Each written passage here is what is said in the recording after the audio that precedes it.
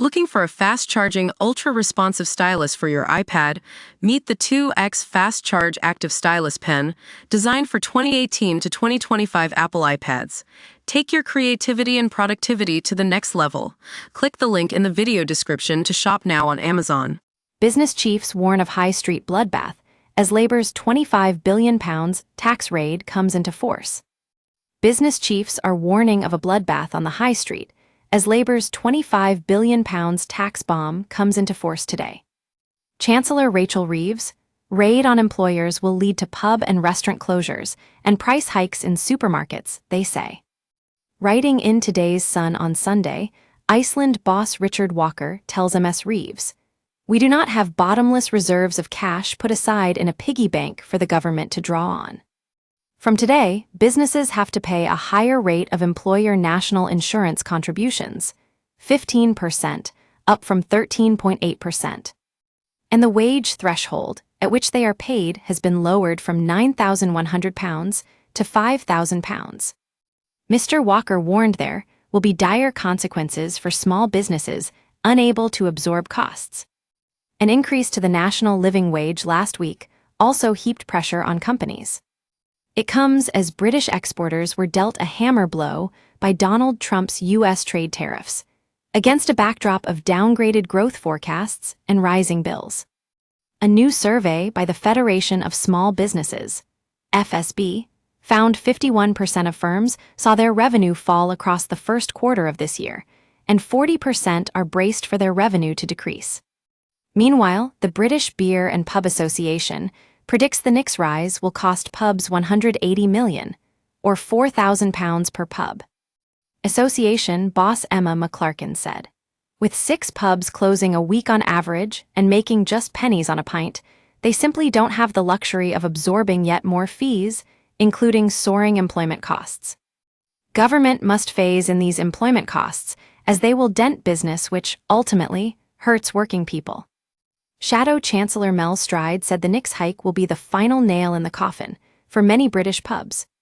The Tory added, "Pubs, restaurants, and low-wage sectors are facing job cuts, higher costs, and reduced growth, having already been clobbered with a 140% rise in business rates.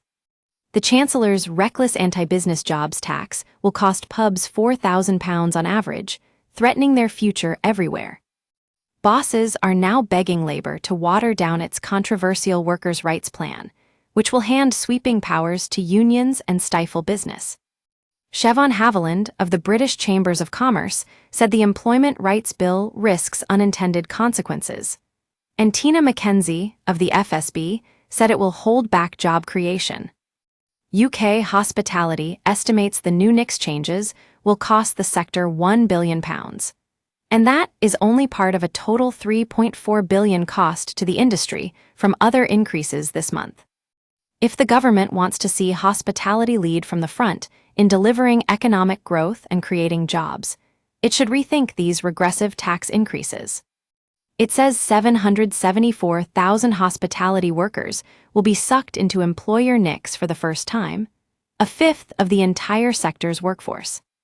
And 70% of hospitality business leaders think they will be forced to reduce employment levels. Meanwhile, 60% expect to cancel planned investment, and 15% believe they will have to close at least one site. Kate Nishalls, chief executive of UK Hospitality, said, "These damaging tax rises will be almost immediately felt by consumers through an increased price of a pint or a meal, and by hardworking staff who will see hours likely reduced.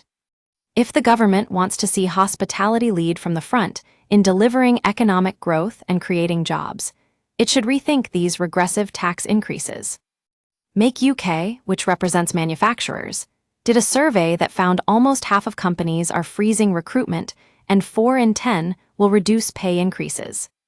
Around a quarter are considering redundancies, and a third are delaying investment plans.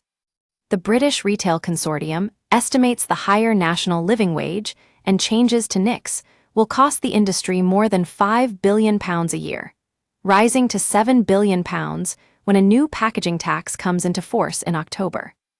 Consortium Chief Executive Helen Dickinson said, "These additional costs mean higher prices fewer jobs and fewer stores.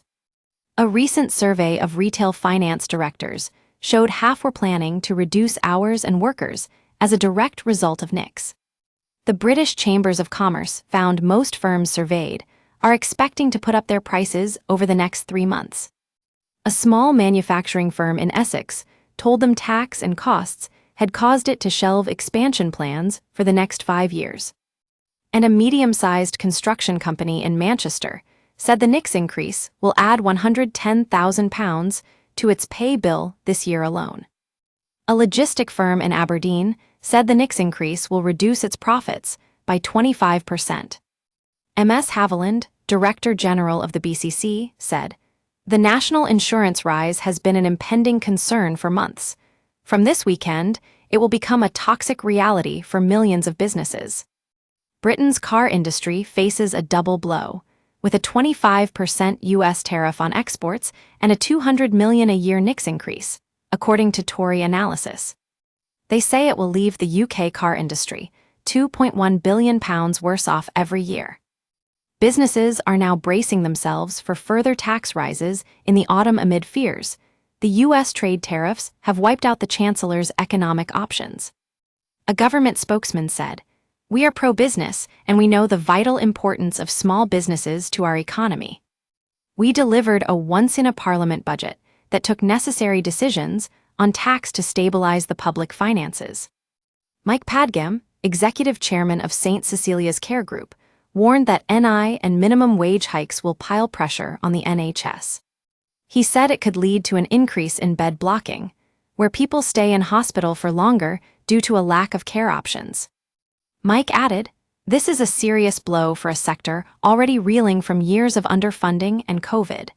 I expect there will be some business failures. If social care isn't out there in the community, then people who are medically fit for discharge and want to go back to their own home or care homes will be unable to. This adds to the pressure on the NHS, an unintended consequence of this policy. Young workers fear losing their jobs due to the impact of tax hikes on employers." As well as being a student, Lucy Laycock, 18, works part-time on a 0-hours contract at luxury hotel Grantley Hall in North Yorkshire. She said, "It will impact young people a lot, especially those on 0-hour contracts. It's really scary to think that we could be let go."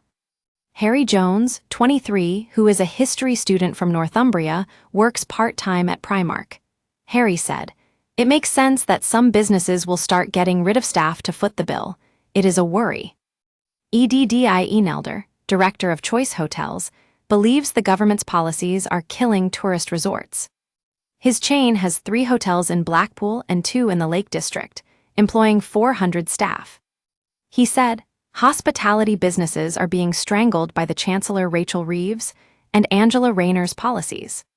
He said Blackpool has a forward-thinking council, and bookings are high, yet the industry is being strangled by tax hikes and NI against a backdrop of wafer-thin margins and holidaymakers who can't afford price increases.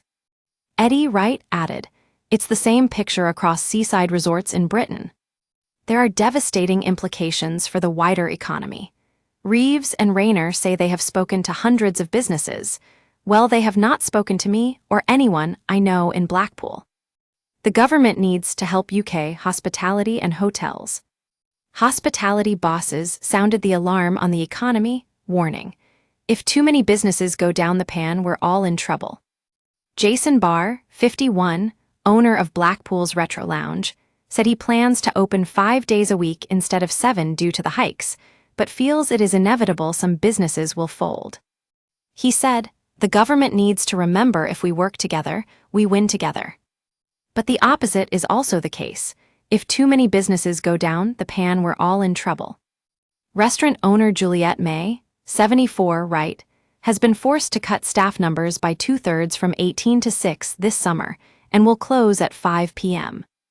The owner of Juliette's Garden on the Isles of Scilly went on, "Everything Labour has done since they came to power has driven another nail into small businesses.